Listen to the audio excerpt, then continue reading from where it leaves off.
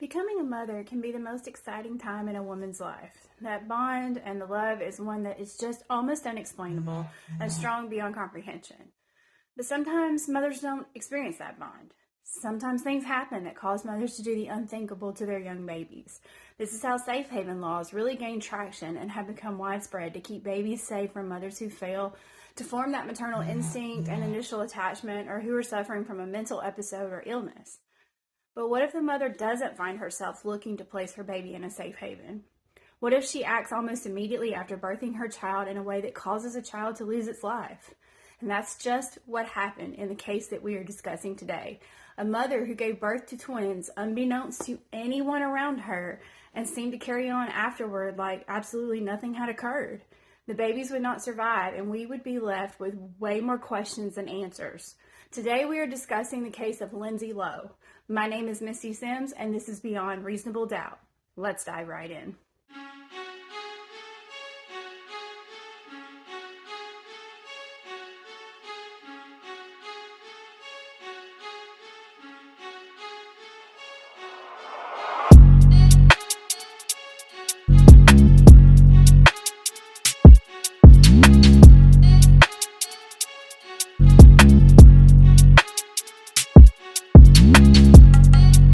Lindsey Lowe was born August 29, 1986, to her parents Mark and Paula, and she was raised in Hendersonville, Tennessee, not far from Nashville and right on Old Hickory Lake. Now, Hendersonville is really rich in country music history, with a road named after Johnny Cash, and it was home to Lake Conway Twitty's mansion and attraction called Twitty City. Now, I remember visiting there with my mom when I was a kid, so Lindsey's hometown is somewhere that I frequented growing up. Lindsey lived with her parents in a neighborhood called Mansger Farms. I hope I'm getting that right. And what sounds like a subdivision that is pretty much a typical all-American dream-style neighborhood. Nice upscale homes, good families. And Lindsey was the oldest daughter in her family and even shared the same birthday as her younger sister, Lacey. She was active in swimming and dance, attended a local private school, and was a member of the Methodist Church where she sang in the choir and the praise band. She had tons of friends. She was described as being really close to her parents, and just being a good, well-behaved daughter that made good grades and was loved by everybody. She applied to Western Kentucky University, which was about an hour from where she lived, so far enough away to get a little independence, but close enough to come home when she wanted. And that was just what she needed to do when in 2005, her mom was diagnosed with a brain tumor, and although surgery would remove it, it changed her mom, and she struggled to do the small things like chores and grocery shopping. So Lindsey would go home often to check on her mom and take care of things around the house. Now, this increased pressures on her between family and school life, but she was able to start a relationship with fellow Western Kentucky student Jonathan Brooks. By 2008, the pair had become engaged. Lindsey had finished her degree and moved back home to help take care of her mom, while Jonathan was finishing up the last bit of his degree. And they would end up remaining long distance for a little while longer because Jonathan actually had to move back to his home in Louisville to take care of his mom, who had fallen sick as well. While apart, Lindsey started pursuing other relationships and friendships, including with one man in particular named Jeremy Smith. Now, they started by just texting, and even though each of them had a significant other, the texts became flirtatious, and then they started meeting up, or at least meeting for hookups. And after that third meetup in January, Lindsey stopped talking to him with zero explanation as to why. Now, possibly this was because she noticed she was gaining weight and missing her period, but never took a pregnancy test to confirm what she already knew. Now, in spring 2011, tragedy hit when Jonathan's mother passed away and Lindsey's mom's brain tumor returned. So Lindsey was busy taking her mom to appointments for radiation, as well as searching for a job related to her interior design career field. But she ended up taking a job at a pediatric dental office that summer. Not her dream job, but she loved the people she worked with and the job as a whole. Her dress code included scrubs and a big lab coat, which concealed any inklings of a pregnancy, so no coworkers expected that she was actually pregnant with twins. She continued with her life and taking her mom to appointments, working, helping her parents around the house. But by September, she was getting ready to be a bridesmaid in a wedding, along with her sister and fellow sorority sister. Well, she's 9 months pregnant by this point and still fit into this bridesmaid's dress. Now, I know a lot of you know that these fittings occur super early, and this was just the case because she had been fitted for this dress back in January and then again in February and could still wear it. Now, photos depict it as more of like an empire waist, which, is looser around the stomach. So I was in a similar situation when I was pregnant in my sister-in-law's wedding, and it did make, that style dress made it easier, and it was more forgiving for my changing body.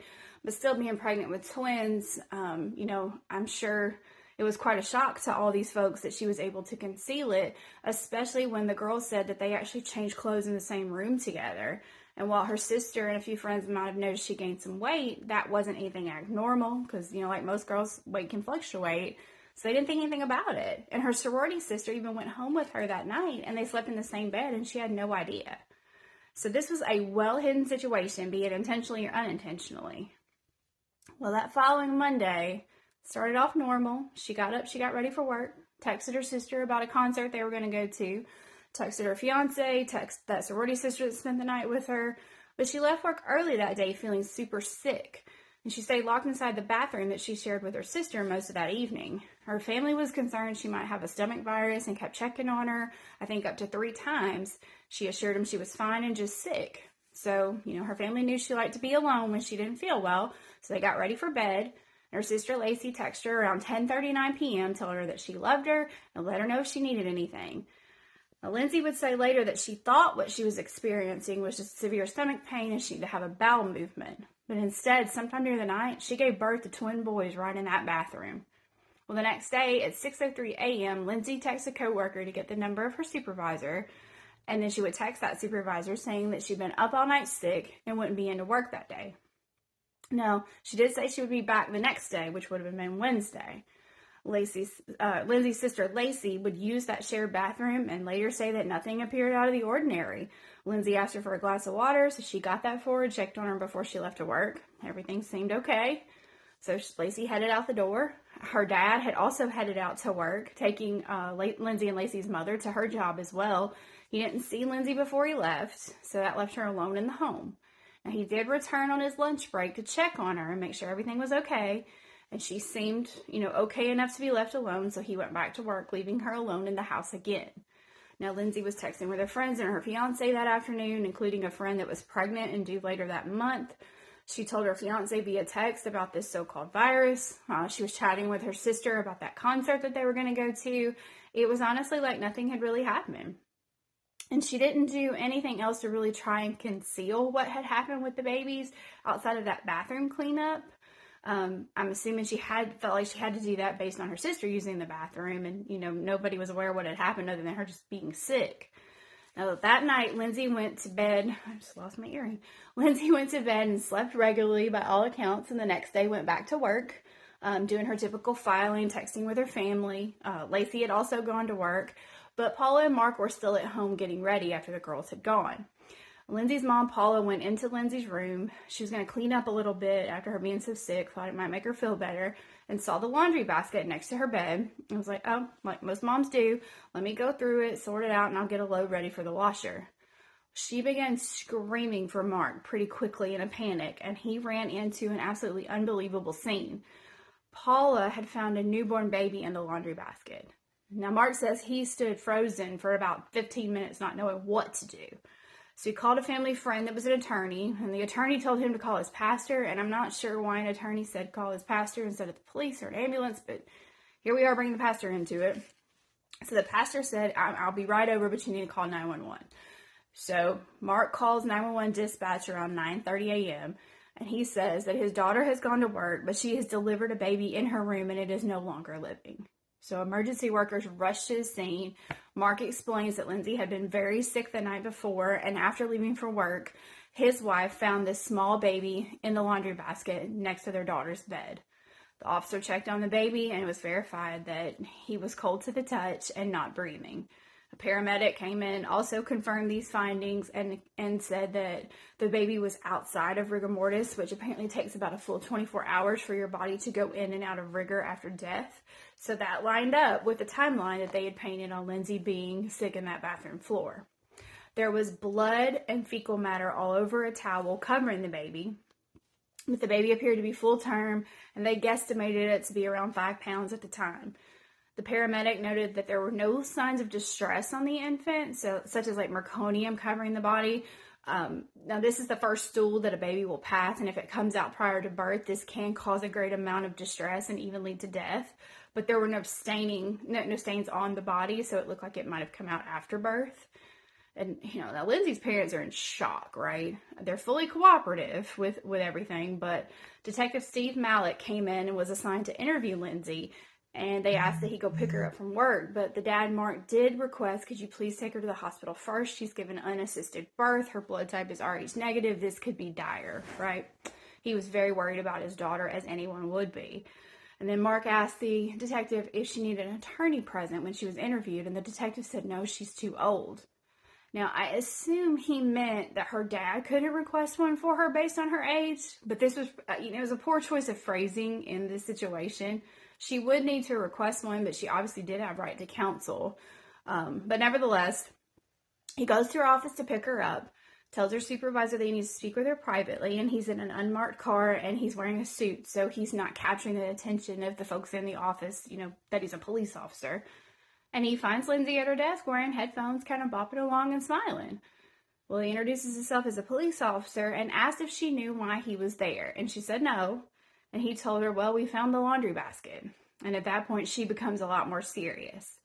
He said he would drive her to the station, and there he would read her his rights. But he did kind of read her rights, I'm sorry. And then he did kind of go over them briefly. But she grabbed her purse from her car, and they got in and drove down to the station. Now, he says the entire way there, they didn't talk about the baby. All they talked about was her wanting to open an interior design firm. And then when he got to the station, that's where he read her rights. She orally waived them, but did not sign a written waiver. And then they began videoing as she told them what happened, which included admitting that she knew she was pregnant almost the whole time. Originally, she said the fiance was the father, but then told him about Jeremy Smith and the affair. She said that no one knew that she was pregnant. She was afraid that they would be mad, and then, of course, that she would lose her fiance. And then she described the events of that night, which started with severe back pain. Around 10 p.m., she went in to try to have a bowel movement and instead had a baby right there in the toilet. She said the baby fell into the toilet as she collapsed onto the floor. She heard the baby cry for a minute, but she didn't check on it to see if, it was in the water. And then she dropped a bombshell that they didn't know at the time and told the officers that about 5 minutes later, she returned to the toilet and she delivered a second baby and the placenta. She then said that she never looked to see anything distinguishing about the babies, like if they were boys or girls. She said she didn't touch them and didn't know if they were moving. Now, after the delivery, she said that she laid down on the bathroom floor unable to move, which is probably valid after unassisted birthing twins. Her family continued to check on her, but of course she just said she was sick and didn't need anything. And then after quite a bit of time had passed, she picked herself up and began to try to wash the blood off the bathroom floor and anywhere else it had gotten. And around 3 or 4 a.m., she removed the babies from the toilet with a towel and put them in that laundry basket, washed herself up, and made her way to the bedroom where at first she kind of collapsed on the floor and then finally was able to get in her bed by 6 a.m. And by 6:30, she could hear her sister getting ready for work. She stayed in the bed until about noon, where she was able to get herself to a couch, but that was about all the energy she had, and she said she never checked on the babies at any point, and the only other thing she really did was to take the bloody clothes from the night before and put them into the closet. She said then she went to sleep that night and went to work the next day with the babies in the basket and didn't really have any plans on what to do with them, but also didn't really think about her parents finding them. I mean, yeah, her mom does laundry from time to time for her, but, just didn't register that that would be what would happen. Now, the detective did tell her that an autopsy was going to show how those babies passed away, and they didn't want to ruin the relationship that they had built. So this caused Lindsay to make a further admission where she did say she looked to see if what the babies were and found out that the first baby was a boy, and that she saw he had the bowel movement. She then said that she was trying to keep them quiet by putting her hand over their mouth. Now, at this point, she seemed, I think, for the gravity of the situation, to hit her what had really happened. And she said the second baby didn't cry nearly as long, but she also put her hand over his mouth as well. And she admitted that she knew when she put her hand over their mouths that they could not breathe. So, and this was with a lot of conversation with the detectives pulling this out of her. Now, the detective excused himself from the room to get a tissue, but actually he was calling the police at the house to tell them about the second baby. The officers were running upstairs, want to see if they can find the second baby and see if it was still alive. Of course, they did find him, and he was still attached to his brother with the umbilical cord, but both were deceased. Officers on the scene said that the second baby seemed to be smaller, and they would have guessed that he was around 3 to 4 pounds, but the autopsy would later find that both were close to 6. And they took him to the emergency vehicle. They tagged their little ankles, and then the police continued to look around and found, no signs that these babies were planned to be cared for in any way. No bottles, diapers, nothing like that. But they did find maternity pads, her bloody clothes, and towels. Detective Malik did attend the autopsy, which confirmed the babies were full gestation, no birth defects or abnormalities, and the doctor did determine that they had been suffocated and ruled the death a homicide. A paternity test confirmed Jeremy Smith was the father. Lindsey was then taken to a local hospital and checked out, and then charged with the murders and with child abuse. Now, the media had a frenzy with this, right? Here's a 25-year-old, seemingly unassuming suburban woman giving birth and committing this horrible act, supposedly to appease her religious parents here in the Bible Belt and cover up affairs. So, there's petitions going around everywhere to get her the maximum sentence. Her family and friends are speaking out saying, this is not who she is. She's a great person. They loved her. She was on unaliving watch at the jail. She was able to bond out in September with about $250,000 bond and await her trial at home. Her attorneys tried to have her video confession thrown out, but it was ruled admissible in court. Now, the trial started in March 2013, and it was high emotion and a media circus, right? The prosecution said Lindsey never had a desire to keep these babies or let them interfere with her life. They were showing autopsy photos, and they let the investigators who found the babies in the baskets testify through tears. Lindsey's emotional. She kept putting her head down. It was just very high emotion. The defense started to try to focus on Lindsey's mental health and said she had diminished capabilities at the time of the crime. They said her mind refused to accept that she was pregnant. Her coworkers, sister's father, everyone said that they had no idea she was pregnant. And her sister Lacey even explained again that she had gained some weight, but it was nothing out of the ordinary because it did tend to fluctuate. The pathologist testified that the babies were not stillborn, and there was no trauma to either resulting from birth, like an umbilical cord being wrapped around their neck. Now, there was an umbilical cord draped over their neck and shoulder of one of the babies, but there were no indentations, so, it didn't strangle the baby. And they did go on to testify that smothering could have been caused by the placenta or one twin being born on top of the other. It was also a possibility that due to their inability to regulate their body temperature, hypothermia could have set in by being born in that cold toilet water. And this would look the same as suffocation. So it could have been as a result of that. Pathologists said the mother could also lose consciousness while giving birth to the babies, and they could die from exposure in that water and lack of care. So wasn't really sure how, just that it had happened. Next, Jeremy Smith took the stand, and he testified that they went on 3 dates, each ending in intimacy, and they only used protection twice. Now, he said that he told Lindsey he wanted to marry her and have kids with her before they even went on their first date. And now this was with him having a girlfriend and her having a fiance. Her having a fiance, and I'm not shaming him, so hear me, Jeremy, but I'm going to say, just being honest, that if you're saying you want to marry somebody and you haven't even been on the first date, that does kind of sound like you might be love bombing for a whole different reason. So maybe like a need to wave a red flag, but nevertheless, their text did come into evidence. And Jeremy even said that, he would have taken care of these boys now that he knew about them. He was, supporting his daughter. And this was proven to be a lie because he was behind on his child support payments for his daughter. Now, in relation to those texts and saying that he wanted to marry Lindsey and her have his babies, Lacey, her sister, also said that she knew about these text messages. She confirmed that, when Lindsey was trying to arrange dates with Jeremy and he'd be like out with his girlfriend and would refuse to go, she would basically say, why are you even talking to me? And he said, well, because I do want to marry you and I want to have babies with you. So Lindsey's psychiatrist, Dr. Kenner, was also called to the stand to talk about her mental health. Now, he believed that rather than respond to the interview and the interrogation, she was easier just to let the police officers fill in the gap because that was how she coped with things. She would tend to disassociate and just go into like a shell. He also believed that when she would have pain experiences, she would disassociate. And that was why when she described her intimacy with Jeremy to him, it sounded like a grape. She talked about him applying pressure to her thighs, and that pain just made her go to a place and want him just to get it over with. She, didn't want to do it, but she did it anyway.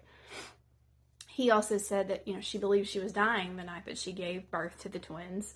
So that dissociated from the pain. She refused to believe that she was pregnant. She was suffering from severe depression and PTSD. She was having dementia-like symptoms during the birth and wasn't in the right state of mind. Couldn't recall events that had happened. It was likely she had blacked out. So then the prosecution cross-examined Dr. Kenner and said, well, then why was she looking up ways to make herself go into labor about 3 days before she did? And Dr. Kenner said that pregnancy denial can actually segment your behavior, so that didn't disprove anything.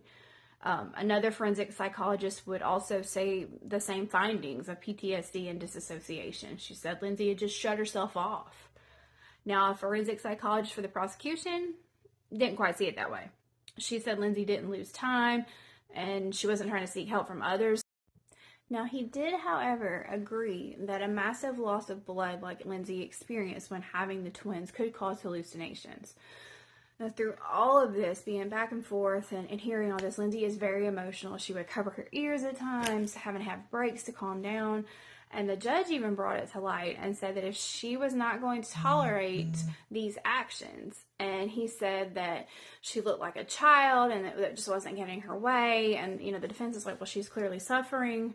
So, they took a break, reconvened. Judge called her out in public and said that she would be excluded from the courtroom if she didn't straighten up. And that's a shortened version of what was said. He had a lot more to say. I'm just trying to summarize.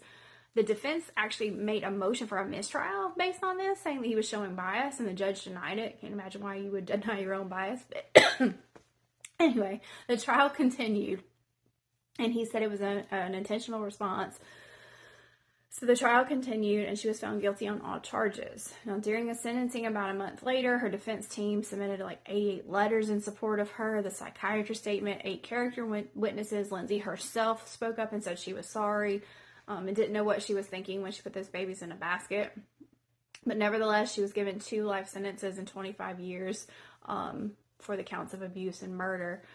The judge said that he found her to be untruthful, and he scolded her for saying that the father of the children had violated her. He said she showed selfishness in her affair and neglecting the creation that had taken place in her body.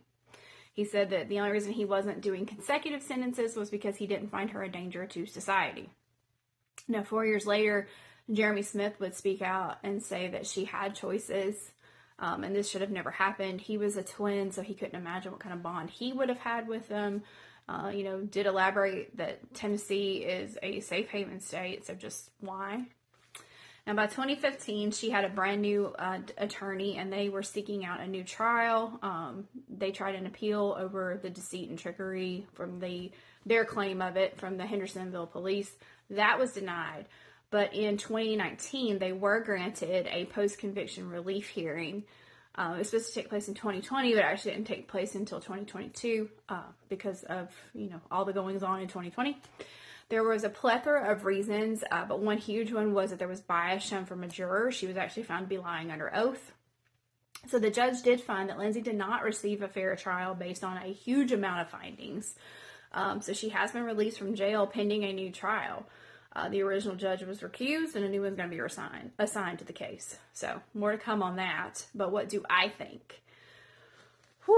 I don't know. I mean, cleaning up does show some intention, some thought, but putting them in the laundry basket, that doesn't make sense to me.